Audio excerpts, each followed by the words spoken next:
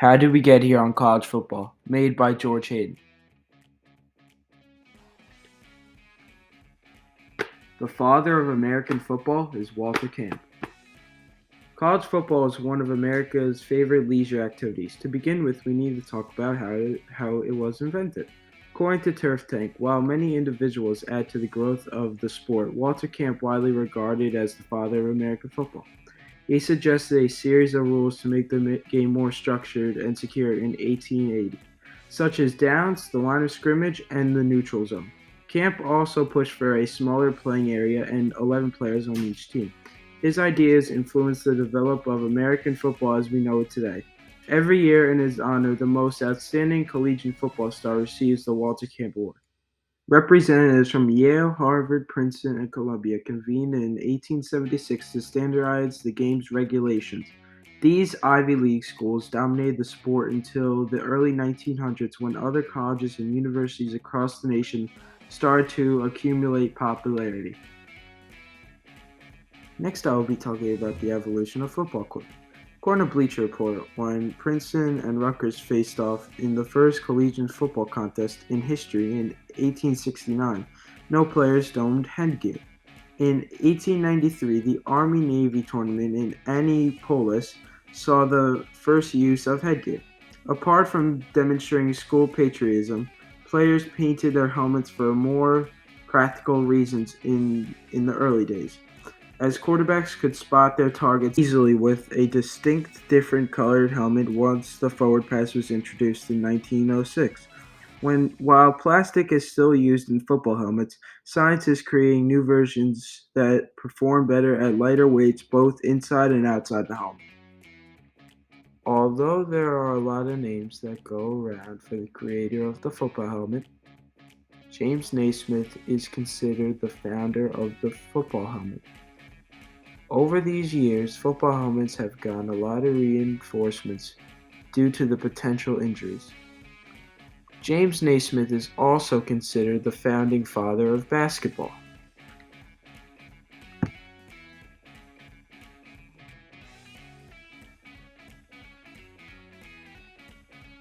My third topic that I will be talking about is professional football is born.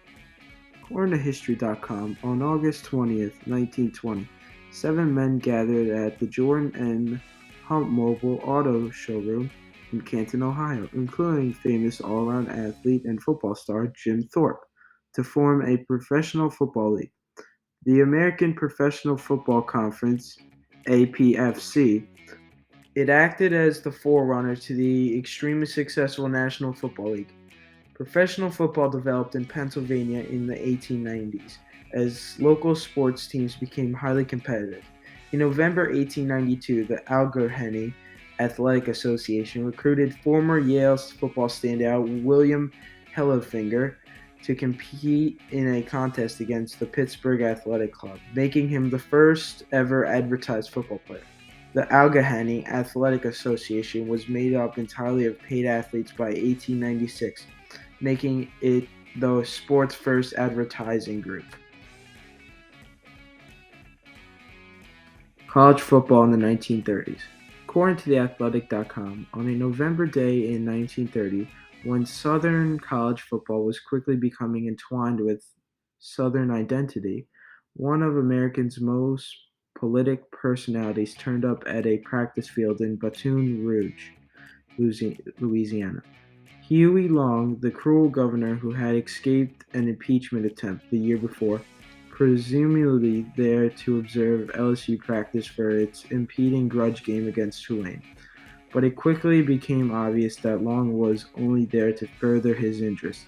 He was involved in the creation of the costumes and the selection of Allegheny instrument players, and frequently walked behind the drum majors during marches, waving a baton. So it was only natural that Long would ultimately turn his focus to football. For all means and purposes, this was his institution, which meant that this was his squad, and he would seize control in any way he could. College football in the 1970s. According to the Athletic.com, with two platoon football in full swing but scholarship restrictions slow to take effect, Historic powerhouses and some of college football's most famous coaches ruled the 1970s. The wishbone system, outstanding running backs, all-time great defensive tackles, and renowned rivals characterized the period. From Woody Hayes and Bo Schembechler's 10-year war to thriving Notre Dame USC games to yearly high-stakes confirmations between Nebraska and Oklahoma. According to Bleacher Report, Archie Griffin, running back Ohio State, was the greatest player at the moment. Archie Griffin comfortably received top 5 accolades as the only two-time Heisman Trophy recipient. Griffin won the starting tailback position under Woody Hayes as a freshman, and he delivered with some epic efforts.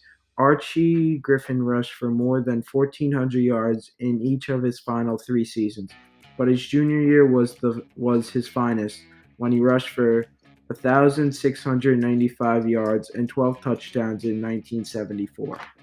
College football in the 1990s, according to theathletic.com, after the 1980s delivered 10 clear national championships with no glaring omissions. The 1990s were filled with acclamations, title arguments that culminated in the Bowl Championship Series being introduced in 1998. 4 of the decade's first 8 seasons featured shared titles, and another in 1994 should have been as well. During the debate, Florida State promised to create a dynasty, and Nebraska did. According to NFL.com, the greatest player at the moment was Nebraska quarterback Tommy Frazier. As a starter, Frazier had a 33-3 record while heading the most dominant championship squad of the decade. A blood clot disabled him for 7 regular season games in 1994, but he came back to defeat Miami 24-17 in the national title game.